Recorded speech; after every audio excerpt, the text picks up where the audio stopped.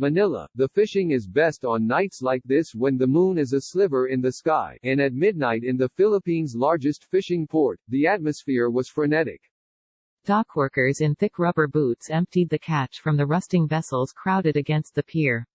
Into hundreds of plastic pails lined up in rows, they tossed grouper, barracuda, tuna, flying fish, moonfish and sardines, 300 tons of fish on an average day. Women in slime-streaked aprons, pockets stuffed with cash, shouted orders and negotiated prices, and the returning fishermen soon had money to spend in the nearby bars and brothels. The Navotas Fish Port Complex, a quarter-square mile of crumbling piers, is a vital part of the economy of Manila, the Philippine capital. Last year, the government announced a $270 million plan to rehabilitate the port.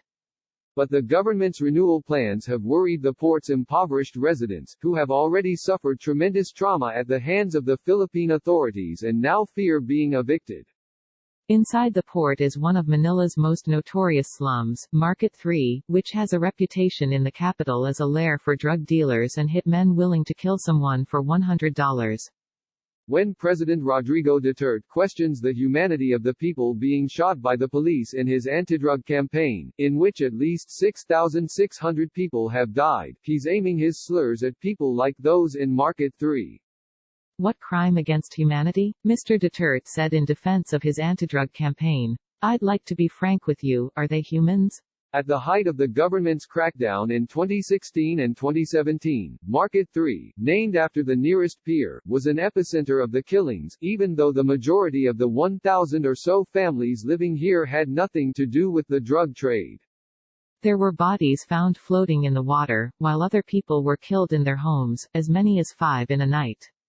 While residents blamed the police for many of these summary executions, in most cases, the killers were never identified.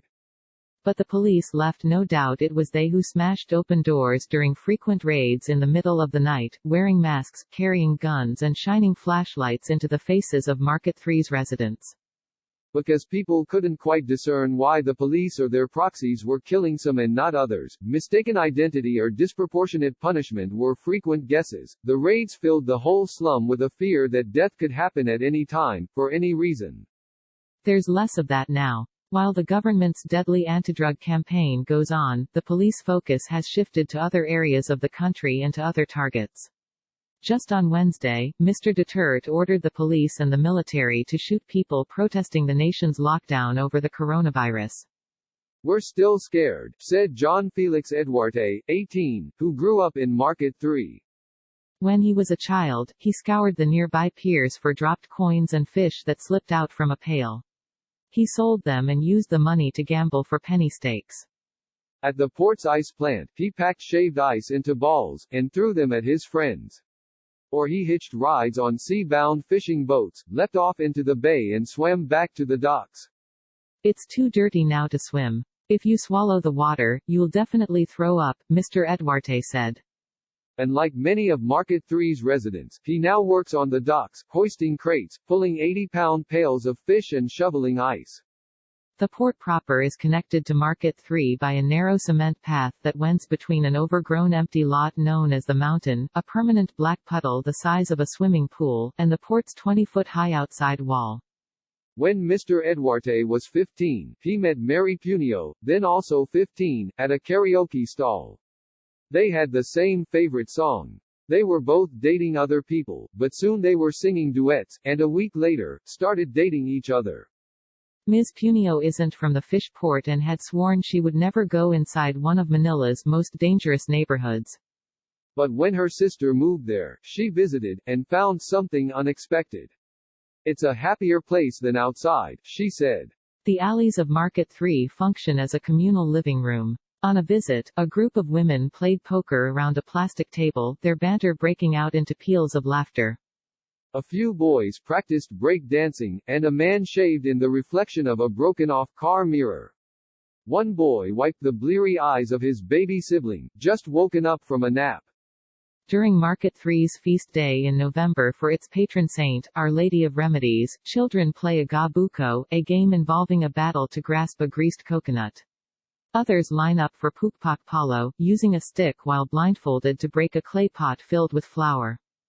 Drawn by this street life, and willing to overlook the dangers for love, Miss Punio moved in with her boyfriend, and they now have their own place, a tiny space shorter than they are tall, underneath the home of Mr. Edwart's father.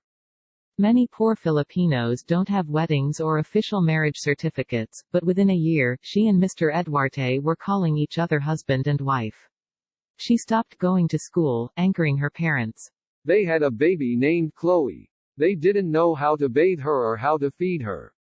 Everyone here helped us, she said. You're never left alone. Mr. Edwart's uncle got him a job unloading crates of fish. He makes between nothing and $4 a day, $20 on really busy days.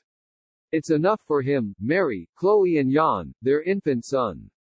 The port is a 24-hour operation, and the people who use shabu, the local variant of meth openly sold in the area, say it helps them stay alert for the midnight rush and gives them strength to haul heavy pails of fish until dawn. On his way to work at 5 a.m. earlier this year, Mr. Eduarte stepped over a puddle of blood. A man had been shot in a dispute between drug dealers on the mountain. Given the amount of blood, Mr. Eduarte doubted the victim survived. Daisy Mariguino, 45, a longtime resident of Market 3, dismisses the need for shabu to get by on the docks. There are plenty of people who do the work without drugs, she said. She mostly leaves the drug dealers of Market 3 alone, but she'd like them gone.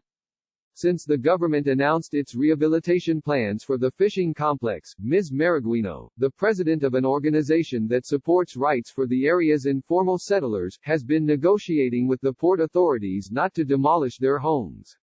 It's a battle to convince the authorities that, as workers, they're valuable to the fish port, and that they deserve a place to live nearby. Of course we don't want to live like this, Ms. Mariguino said.